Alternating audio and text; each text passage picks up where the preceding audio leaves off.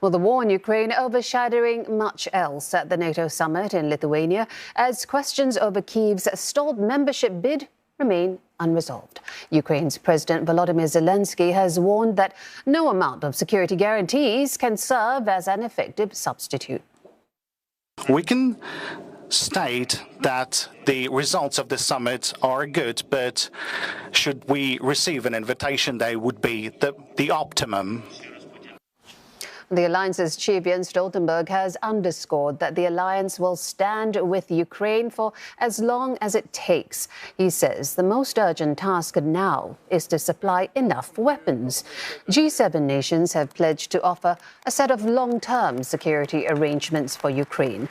Officials say the deal will show Moscow that time is not on its side. US President Biden is also expected to raise the matter in talks with Mr. Zelensky. Washington says the discussions will be, quote, straightforward and candid. Now, the Kremlin has slammed the proposed security guarantees, adding it undermines the security of Russia and will make Europe more dangerous for years to come. Well, let's get details from Julia Chapman joining us from Vilnius. Julia, we've just heard some strong words from Moscow. Do we also have further details on what the security assurances entail? Well, these are long-term bilateral agreements between G7 member states and Ukraine. It's not a collective effort. These are individual relationships that is considered to differentiate from any kind of broader NATO agreement with Ukraine.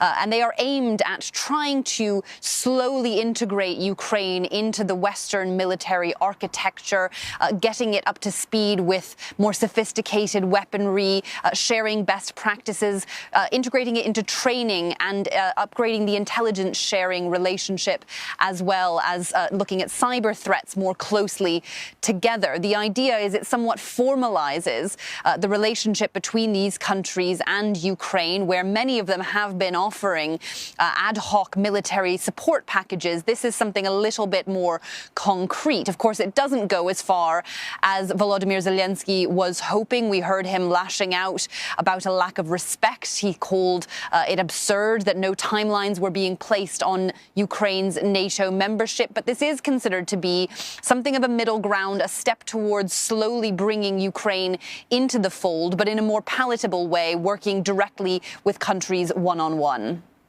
And Julia, there's a newly formed body at NATO, isn't there? The NATO-Ukraine Council just holding its first session.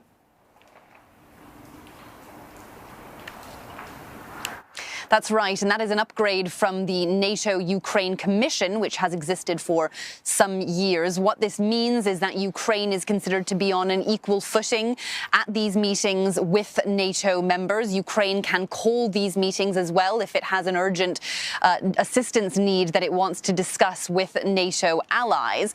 Jens Stoltenberg, the NATO Secretary General, says that the members of the Council are meeting as equals with Ukraine. He looks forward to meeting as allies one day, but that isn't on the horizon just yet. In theory, this is a step towards eventual NATO membership, but not necessarily, because, of course, there is also a NATO-Russia Council. It's existed since 2002.